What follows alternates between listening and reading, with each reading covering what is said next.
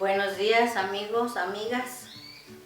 El día de hoy quisiera tratar un tema que es sumamente complicado en casi todos los idiomas.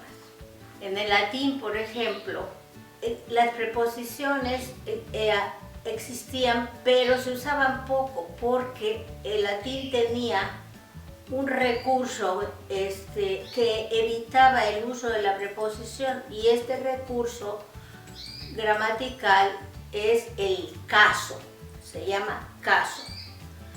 Y entonces había un caso nominativo que evitaba, por ejemplo, el artículo. Había un caso genitivo que evitaba el uso de la preposición de. Había un caso acusativo que evitaba el uso de la preposición a. Había un caso ablativo que evitaba el uso de otras muchas preposiciones, y entonces simplemente cambiando la terminación del sustantivo. Recuerden, por ejemplo, que cuando aprendíamos, ahora ya no se hace, pero antiguamente se hacía, en las clases de latín se comenzaba por la palabra rosa, y luego rosa es el nominativo, entonces es la rosa, y luego rose, y es de la rosa. Fíjense ustedes que en esta terminación todo esto estaba incluido, y por lo tanto en las lenguas derivadas del latín que perdieron lo que se llama el caso, que es esta terminación del sustantivo, tuvieron que usar preposición y artículo muchas veces, y entonces esta preposición y este artículo no fueron en todas partes los mismos. A veces en una lengua se usa una preposición y en otra lengua se usa otra. Por lo tanto, al comparar, por ejemplo, el uso de las preposiciones en inglés y en español, tenemos todavía muchas más diferencias, muchas más diferencias. Porque en algunos casos la preposición más o menos coincide con el español y en otros casos no. Voy a dar algunos ejemplos. Primero, the books are in the drawer. Entonces traducimos, los libros están en el cajón o dentro del cajón. Y entonces in corresponde a en. Allí perfectamente. Pero en algunos otros casos las preposiciones no son equivalentes. Por ejemplo, it is the best football team in the United States. It is the best football team in the United States. Y no decimos es el mejor equipo en los Estados Unidos, sino de los Estados Unidos. Es el mejor equipo de los Estados Unidos.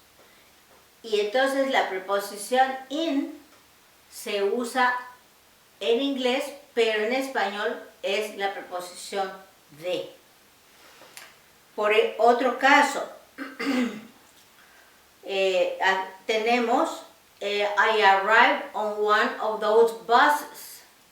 I arrived on one of those buses. Y entonces traducimos, yo llegué o llegué en uno de esos autobuses. En uno de esos autobuses. Y en inglés estamos usando la preposición on. Ahora bien, tenemos también algún otro ejemplo por aquí.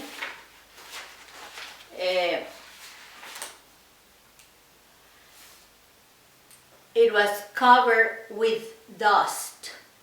It was covered with dust. With dust estaba cubierto de polvo. no con polvo, estaba cubierto de polvo en la traducción. The girl with the blue eyes.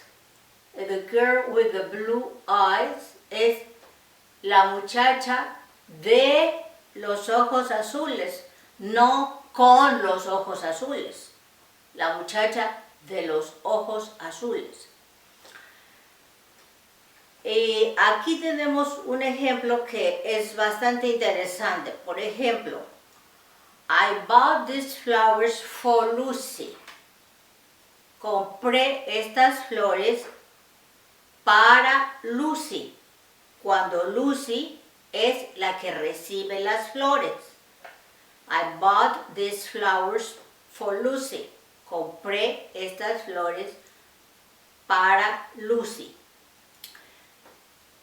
Pero, en cambio, podemos decir también, compré estas flores en lugar de Lucy, y entonces decimos, compré estas flores por Lucy, en lugar de Lucy. Yo vine a hacer la tarea de Lucy, y por lo tanto usamos otra preposición. Un caso muy diferente entre el inglés y el español con las preposiciones es que en inglés se puede usar una preposición al final de una frase y en español jamás se puede usar una preposición al final de una frase. Por ejemplo, tenemos un cuadro imaginativamente y entonces usamos alguna preposición. Por ejemplo, aquí es at. Es un lugar aquí, cercano al lugar en donde estamos haciendo referencia. Pero, por ejemplo, de acá para acá es from. Es decir, de acá viene hasta acá llega, señalando el origen. Después tenemos esta que indica across. Es decir, cruza. Puede ser en este sentido o inclusive en este sentido y es across. Por ejemplo, across the street, al otro lado de la calle, entonces tenemos que cruzar la calle. Across indica más o menos cruzar. Bien, y luego tenemos aquí la preposición on. On es en la parte de arriba de algo. Cuando estamos físicamente imaginando un objeto, ¿sí? On. Pero cuando lo usamos en sentido no físico, como he dicho, ya puede tener muchas traducciones. Lo que está dentro es in. Este está in, dentro de este cuadro imaginario o círculo imaginario, límite imaginario o límite definitivo, por ejemplo, como in the drawer, in the box, ahí esta es la caja y este es in y ahí es dentro de.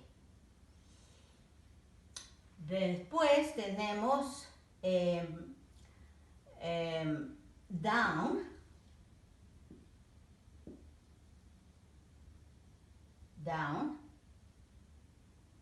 Pero también tenemos up. Y es para acá. Oh, Dios mío, no me alcanza. Up. Aquí tenemos down y up. También podemos decir downwards and upwards. con dirección hacia arriba o con dirección hacia abajo. I'm going down puede tener varios significados, pero uno de ellos sí puede ser estoy yéndome hacia abajo, o estoy cayendo, o estoy deprimida y estoy triste, por lo tanto estoy significativamente abajo, ¿verdad? Y up, subir algo, poner algo arriba, dejar algo arriba, ir con dirección hacia arriba. También tenemos esta otra preposición que me quería mencionar, from, towards. Towards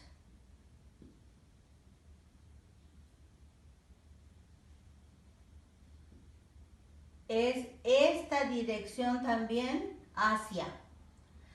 Mientras que from indica origen, towards solamente indica dirección.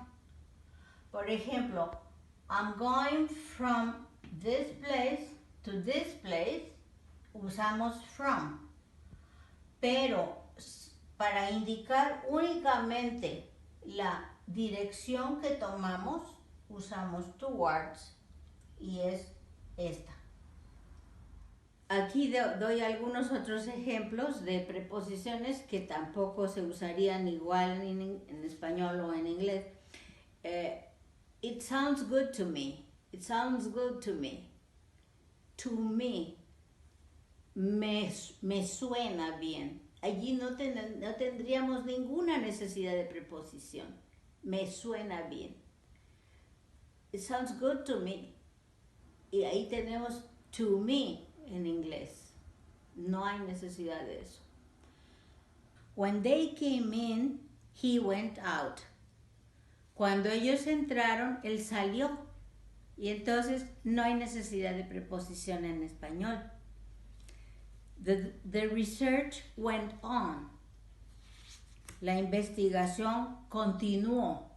No hay necesidad de decir la preposición porque ese verbo más preposición, sobre todo con la preposición al final, no se usaría. Ahora, hay un uso muy idiomático de la preposición en algunos ejemplos. Por caso, they are trying to do me in. To do me in es matarme. They are trying to do me in. Están tratando de matarme. Esto, desde luego, es un uso totalmente idiomático que tendríamos que saber para traducir correctamente. Y la preposición ahí no tiene nada que ver. I came up to her at the door. Llegué por ella at the door. A la puerta, en la puerta. I want to upgrade my PC. Esto es muy común, poner la preposición más el verbo, o el verbo más la preposición, to upgrade, to downsize, muchas veces ponemos la preposición más el verbo. Upgrade es, pues, subirle el nivel, subirle la categoría. Up, con esa dirección que hemos señalado ahí, y luego grade, upgrade. Y si hacemos lo contrario, entonces hacemos downgrade.